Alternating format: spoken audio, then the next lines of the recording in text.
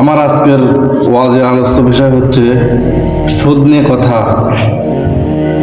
যে ব্যক্তি সুদ খাবে ওই ব্যক্তির জন্য রয়েছে ভয়াবহ শাস্তি। যে ব্যক্তি 1 টাকা সুদ খাইল ওই ব্যক্তি যেন তার মায়ের সঙ্গে জিনা করলো। জোরে বলুন নাউজুবিল্লাহ। আমি সুদ খাই, হুজুর আমার বিরুদ্ধে কথা করছে। তাহলে ভাই কি বললাম, 1 টাকা পরিমাণ যে ব্যক্তি সুদ খাবে ওই ব্যক্তি যেন তার মায়ের সঙ্গে জিনা করলো। তাহলে আমাদের কি সুদ খাওয়া যাবে? যাবে না। খবরদার আমরা কেউ সুদ খাবো না। আল্লাহ পাক তৌফিক দান করুন। সকল বলুন আমিন। আসসালামু আলাইকুম ওয়া রাহমাতুল্লাহি ওয়া বারাকাতুহু।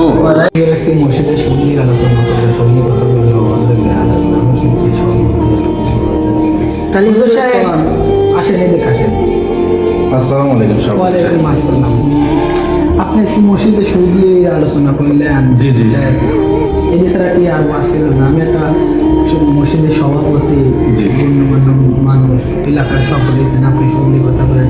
এগুলি তো কারবার আমরা আছে, জড়িত আছে। তা আপনি নিয়ে ওয়াজ করলেন, একটা কাম করলেন, এত লোক একটা অপমান হইল না? অপমান কোরআন হাদিসে যেটা আছে আমি সেটা বলছি। হ্যাঁ, আপনি কোরআন হাদিসে কথা বলছেন, আপনি দেশ নিয়ে কথা বলবেন না। আপনি সভাপতি কি করতেছেন এটা তো সবাই জানেন।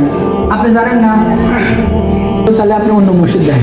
তাহলে আমার দোষটা কি সভাপতি সাহেব? আপনার কোনো দোষে নাই, আপনি অন্য মসজিদ দেন, জান। ঠিক আছে, ভালো থাকেন। আসসালামু আলাইকুম।